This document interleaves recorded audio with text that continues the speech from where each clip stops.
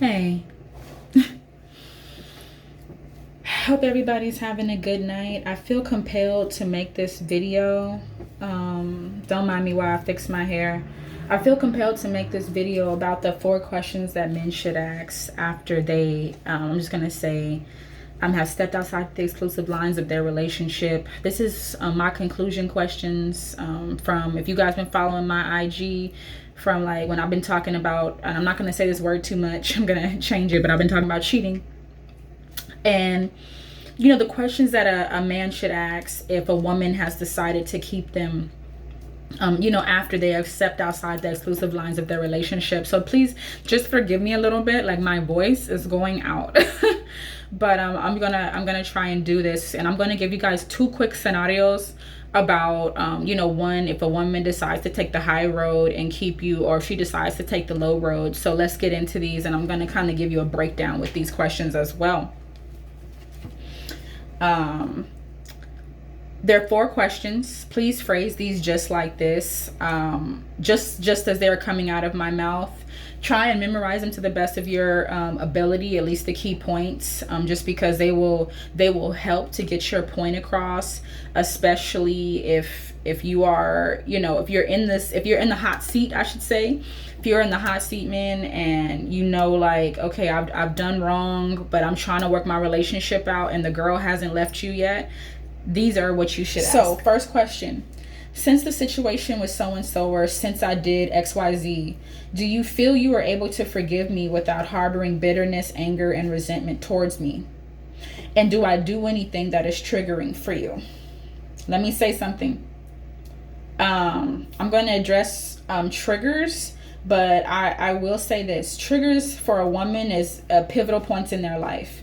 If you stepped outside the exclusive lines of your relationship during a loss, during schooling, or any time between when they were pregnant, or if they had the baby in between 1 or 2 years, all of those are triggers. The anniversary of any of those dates are triggers. For a child, the baby itself is a trigger. Just seeing the baby is a trigger, as well as whenever they found out, whether it was during pregnancy or after the baby, is very much so a trigger. Next question, we're gonna say question 2, but I labeled it 1.5. Do you trust me enough to do you trust me enough to not monitor where I go and who I speak to? That's very important. The next question is, what is your current level of trust with me on a scale of 1 to 10? I always say, if it's not an 8 or a 9, you definitely have major work to do. And you need to figure out what you can do to make your significant other comfortable, so that you can have a high level of trust with them, because of course it's been lost. The next question actually might help you with that as well. The final question, number 4: what are some things that give you pause? What are some things that I do that you find questionable? That is a question designed to help you with the 3rd question, to determine your level of trust. Just because if you don't know what makes a woman's eyebrows go up, and if you don't know what action she finds questionable of you, you're not going to be able to fix the situation. So I hope those questions are very helpful. Now, let's address these 2 scenarios. Men, you're only dealing with 1 or 2 persons when you've stepped outside the exclusive lines and been unfaithful in your relationship. And I'm talking because, I just went through the situation with my best friend and another lady who I sat in a coffee shop with and had a real deep conversation. So this is why I'm putting this out there. And I honestly haven't had any sleep, so I'm putting this out here. I'm gonna just give you the lady scenario. She didn't have any triggers, any pivotal moments when she found out that her man was unfaithful. So she was a woman that was in love, trying to determine how she wanted to maneuver in her relationship, because she wanted to keep her relationship. They also had a child that was 2. So he did not cheat in between the first year and second year of the baby. He cheated as the baby is kind of like going into 3.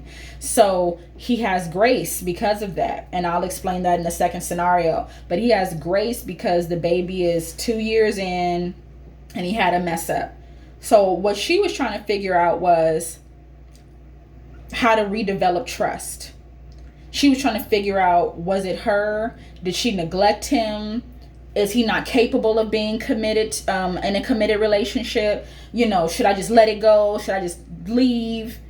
Those are all things that a woman tries to figure out if they really love you. And like I said, if you have not basically done them wrong or been unfaithful during some pivotal moments, some triggering moments in their life, they are willing to assess how to make things better. Was it them? Can you be committed?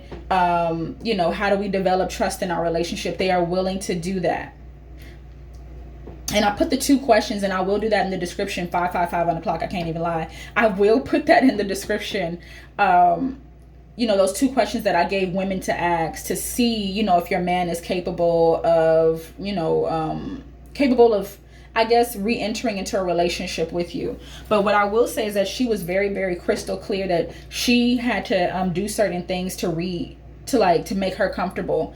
And one of them was like, you know, she wanted to be able to monitor his phone. She wanted to know, like, when she called, he would answer. You know, she wanted to know that she could check in. She wanted to be reassured, basically, that, you know, she is who he wanted. So basically, they're rebuilding trust in that relationship. And that is what a normal, healthy woman does when they honestly love you. They're not trying to use you. They're not trying to gain any stability, additional stability from you. They have a family with you, and they're like, okay, I need X, Y, and Z to make me feel comfortable. Are you willing to do that? And see if the man is willing to oblige. If not, we already know what it is. We know what time it is. Now let me slide over here to the other side of Sears. If you wronged a woman, and let me tone this down.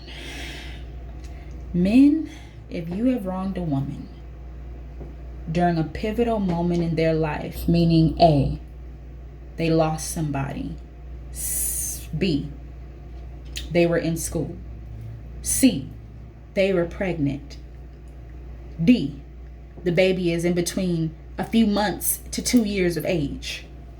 And they found out in between any of these things, a woman is not doing all that evaluating that I told you about in that other side, because that other woman, like I said, she had a family, they were in a relationship, and I'm talking to anybody who has a family and a relationship. Maybe you even live with the person. This is the conversation for you. And some of it is for you if you are not living with the person, but you want to have a healthy relationship back. Then the 4 questions are for you. But for the people that are in a relationship, you live in the same home, you could be engaged or married or just dating, I don't know. If a woman found out in between those 4 pivotal moments, and you're in a very strong relationship, and I'm going to just say with my best friend, say you had a kid. In 48 hours, she already determined what she's going to do with you. And that is, 1, she cannot afford to leave you. Who is she going to have to take care of her? And if she has a kid, the new kid. What, you think she's just going to become a single mother again? Oh no. Oh no, that wasn't in the plans. She already done evaluated that. 1, she can't stand you. And 2, every time, if you guys did have a kid, I'm going to just use that example. Every time she sees a kid around the time that you told her that, or she found out that you were unfaithful, that child is a trigger. Say if she found out that you were unfaithful when she had a loss in her family, whatever time that year it is, that's a trigger. If it was around final season in college, that's a trigger. Any of those events are triggers. But what she is, if she decided to keep you during pivotal points of her life, and like I said, I'm going to use the child as an example from my best friend, because most people that cheat also have children. I don't know what that is, but it is what it is. She kept you because 1, she wasn't about to be alone. 2, she wasn't about to raise no kid on her own. And 3, she wasn't about to walk away from all her stability. So in a sense, all love, admiration, and respect went the hell out the door. And now she's making you pay. She's not making you earn her respect. She's making you pay. Meaning she's not caring about your thoughts, your feelings, your opinions. She don't care about what you like, what you want to do. She's not making things easier from you. Matter of fact, she might get mad if you put the box wrong in the damn closet. I'm gonna keep it gangster with you. Real scenario, she might get mad if you misplace a spoon. It's not the spoon she's mad at. It's just the fact that she has to look at you and live with you that she's still mad at. The real thing is she stopped liking you a long time ago. The real thing is she possibly doesn't love you. She just likes what you can do for her at this point. The real situation, she probably didn't want to keep you, but like I said, she wasn't about to walk away from all her benefits. So men, what I am trying to tell you, if you are a man that has kept a woman and you cheated on her within the last, I'm gonna say, if it's been a year and 6 months, you should not be feeling the same heat. If it's been 2 years plus and you still feel the heat from that situation, the love is gone. And chances are you know that too as a man. Or you know that you probably can find better love outside of your relationship. And if that's the case, the love is gone, like I said.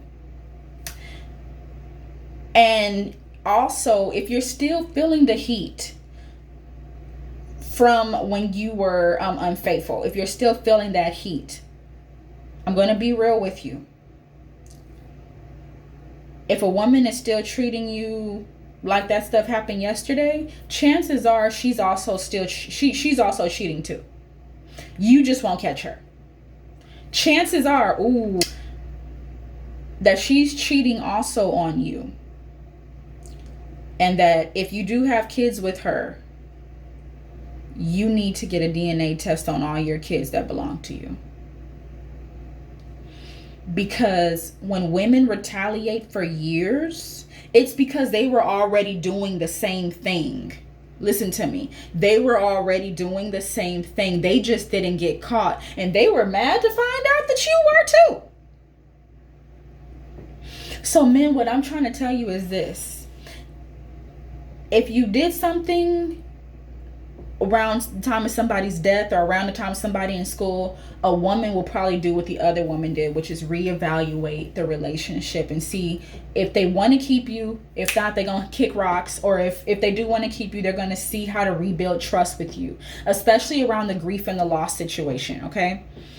Grief, loss, sorry, those are the same thing. The school and the grief situation, they will work with you to determine how to better the relationship, how to rebuild trust. If a woman has been cheated on in between the first year and second year of a baby's life and she found out, or in between a pregnancy and she found out and she kept you, you're paying. She chose to make you pay. She's not reevaluating anything, and I want to make that openly clear. And I want men to please get a DNA test on your kids. I cannot stress that enough. You will just look, I'm gonna just be real with you. I thought my best friend's baby looked like him too. I'm gonna just say it like that. I ain't gonna put too much details out there. That's all I can say. I thought my best friend's baby looked like him too. But what it is that you're so happy about the baby that of course you think the baby looks like you. I'm just trying to give men, and I'm going to close out, some real information on women. If you haven't had anybody, pregnant or anything like that, just ask these 4 questions. If you've been unfaithful, these 4 questions will get you far. But if you have gotten someone pregnant, you guys have a deep relationship, you guys have moved in, see which woman you're working with. The one that, chose to love you and just wants to rebuild trust, or the one that's still making you pay for everything mentally, emotionally, and physically right now. Because let me help you out. If she's still making you pay and it's been 2 years plus going on 3 years and you still ain't at a level, you still ain't got no sanity, you still ain't got no peace, you still kind of looking like, okay, like everything's my fault. Like even when I try and talk to you about my feelings, you not hearing me. She's not trying to hear you. She's not trying to hear you because she don't care. The only thing she wants you to do is take care of the family, take care of the kid, Take care of the kid. I don't know if, I mean, my best friend had kids, so take care of the kids. You know, do what you need to do. Make sure, this stuff runs, they'll play nice occasionally. You guys will probably still, be intimate with each other, but they ain't really feeling you like that. And here's the thing, deep down in your heart, you know that already. Good night.